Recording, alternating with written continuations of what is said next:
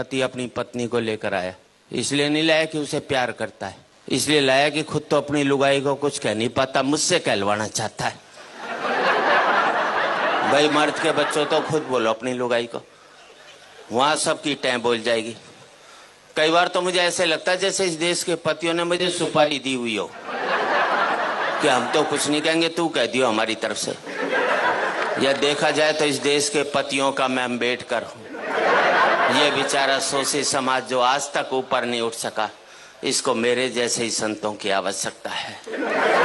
इस देश के पतियों को एक संत मिला है, इसके लिए उसका स्वागत कर सकते हैं। बोलो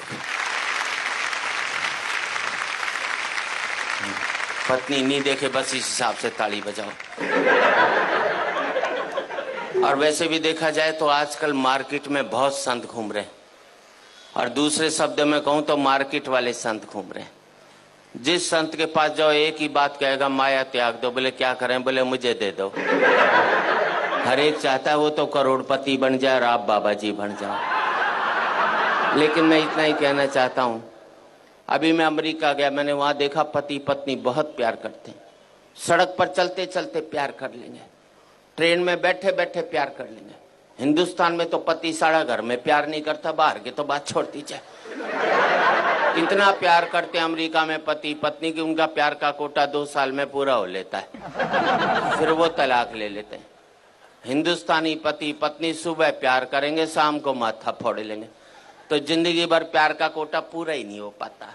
इसलिए हमारे यहाँ कहते हैं 7 जन्मों तक साथ निभाएंगे, क्योंकि हम एक जन्म में प्यार का कोटा पूरा नहीं कर सकते। हंसने की बात नहीं, आपको अगले जन्म में दूसरी लुगाई चाहिए, तो इस जन्म में इस वाली को खूब प्यार करो, अपना कोटा पूरा कर लो बस। भगवान अगले जन्म में दूसरी दे देगा, और नहीं कोटा पूरा करेगा तो 70 जन्म तक यही मिलने वाली है। हंसने की बात नहीं है, कल से जिस पत्नी को पति प्यार करने लग जाए तो समझ लेना साले के दिल में खोट है, वो चाहता ही नहीं कि अगले जन्म ये। मैंने तो टेक्निकल बात बता दी। अच्छा, मैंने रिसर्च की कि इस देश में पति पत्नी से डरता क्यों? हमें जितनी भी ताकतें मिलती हैं सब औरतों से मिलती हैं। पैसा चाहिए लक्ष्मी जी के पास जाओ, बुद्धि चाहिए सरस्वती जी के पास जाओ, ताकत चाहिए दुर्गा जी के पास जाओ, आदमी के पास छोड़ा क्या? मेरे समझ में नहीं आया। हमारे शंकर भगवान विष्णु भगवान बिल्कुल खाली बैठे, एक पावर नहीं दोनों के पास में, जिसे कहते हैं ना मिनिस्टर विदाउट पोर्टफोलियो।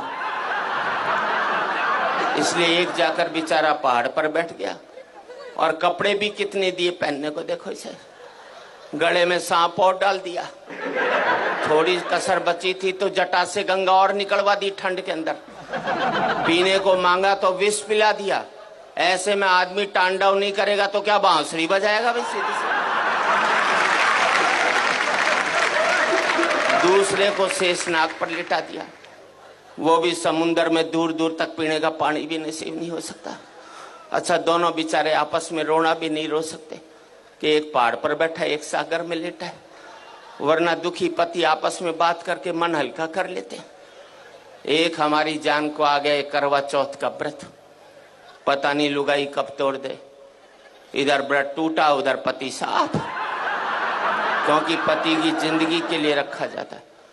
इस देश में 100 व्रत ऐसे हैं कि पत्नी नहीं रखे तो पति की सेहत खराब हो सकती।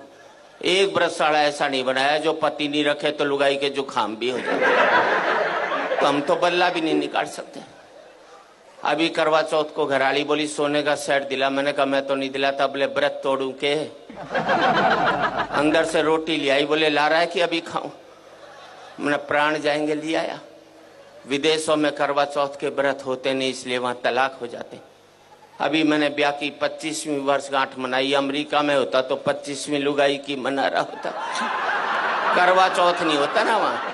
हमारे यहाँ पति पत्नी तो रेल की पटरी की तरह, मिलो मत साथ जरूर चलना पड़ेगा।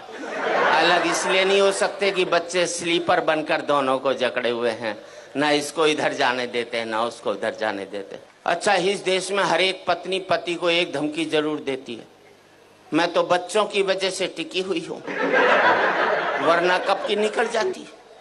अब मैंने अपनी लुगाई से कहा, मैंने देख सारे बच्चे ब्याह लिए, अब तो निकल ले। बोले ना जरा पोते का ब्याह और देख लो, उसने कभी नहीं निकलना। और मैं आप सबसे एक ही बात कहना चाहता हूं, जिन परिवारों ने ये बच्चों के स्लीपर मजबूत रख लिए वो पति पत्नी इकट्ठे रह गए, जिनके ये स्लीपर कमजोर हो गए वो पति पत्नी भी अलग अलग।